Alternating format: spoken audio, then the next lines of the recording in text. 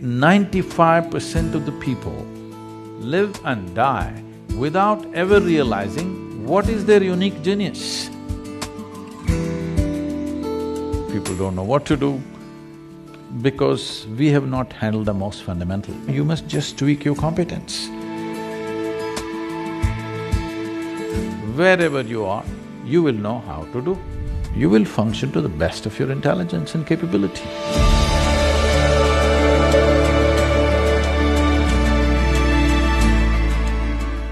One of the things that someone that we actually met a couple weeks ago, the Dean of Harvard Business School, said to me, we were talking about leadership, and he was sharing his philosophy about leadership as the dean of a major business school. And he sort of said, for me, it's about knowing, acting, being, having some real knowledge and expertise to lead, taking action upon it, and then living every day that way.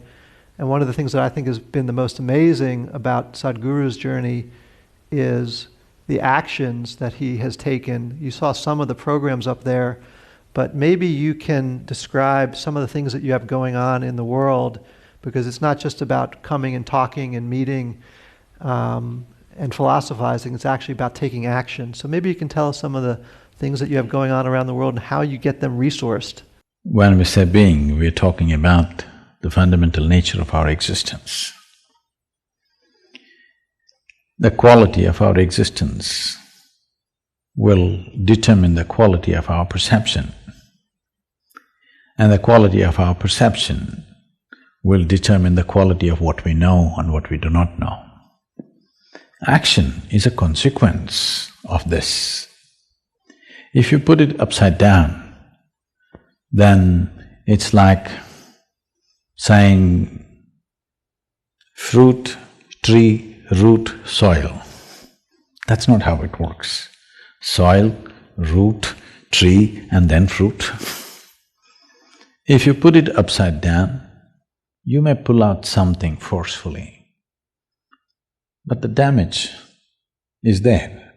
Today, I'm working with a whole lot of business leaders in the world, both in India and outside. I wouldn't like to generalize this, but I would say at least 60 to 70% of them, by the time they're 45, they're seriously damaged in many ways. Either they have become emotionally stifled because of a certain type of activity, or many of them are suffering from various types of physical ailments, which is essentially, they believe, is a natural consequence of the kind of job they're doing. Because you're doing things forcefully. If you do not understand the natural order of things as to how life blossoms, if you want the fruit first before the tree, obviously it involves forceful ways of doing things. When you do forceful ways of doing things, one thing may be achieved, but the rest is damaged. Most affluent societies in the world, everywhere, not just here, are going through this. They have become affluent, but the fundamental idea of seeking affluence, either in individual life or in a society or in a nation, is because it will give us a choice fundamentally of nourishment and lifestyles. This is the reason why human beings seek affluence, so that it'll give us a whole choice of nourishment and lifestyles. Now, if you look at people's lives, these choices are not something that they're enjoying. These choices are just freaking them out. People don't know what to eat, people don't know what to do, because we have not handled the most fundamental. We want to be on the racetrack, but we don't want to build a machine for it, we just want to win. Nobody wins a race because they desire it. Who doesn't desire victory? Everybody does. But only competence wins in the end. So whether it's in a school or in a college or in a professional atmosphere, Instead of tweaking our competence, we are tweaking our desire, which we call as ambition or goal-orientedness or whatever. You're tweaking your desire without tweaking your competence, or you may be tweaking your competence, but it's coming behind the desire. No, you must just tweak your competence.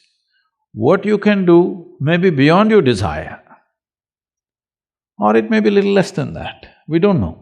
But without tweaking your competence, you're trying to tweak your desire, which causes an unnecessary sense of stress when you do well. Look at the pain of that. You're suffering your well-being. This cannot be excused because our well-being is coming at a great loss and pain to every other creature on the planet. And we are suffering it simply because we are putting the cart before the horse. So, you cannot do being in the end, doing, knowing and being, no. Being first, how to be. If you don't know how to be, wherever we put you, you will suffer. If you know how to be, whether you work here in San Francisco or you have to work in the Mars, it doesn't matter. Wherever you are, you will know how to do. What will you do? You will function to the best of your intelligence and capability. That's all you can do. In our lives, if we do not do what we cannot do, it's not an issue.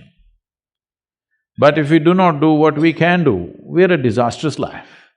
That's all we're trying to avoid, that we don't end up not being able to do what we can do.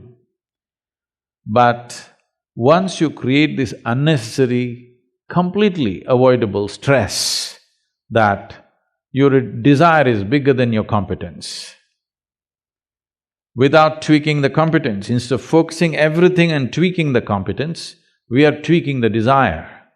Now you're creating a situation where there is stress. Stress means you're moving towards incompetence, not towards competence. Any machine on the planet will function at its best only when there is no sense of friction. The least amount of friction means that machine is the most efficient machine. Why is that not true for human mechanism? If this functions with least amount of friction, this will function at its best. Will I be as good as you? Maybe not. But I will be at my peak, and that's all. And every human being has come with a certain genius. But I would say, because of the type of schooling that we have taken to in across the world, not in any one place, and the way we are approaching life, I would say 95% of the people live and die without ever realizing what is their unique genius. Only 2 to 5% of the people realize the genius of what they're capable of. Rest will all do something that somebody else is doing, they want to do that. They want to do that better than them.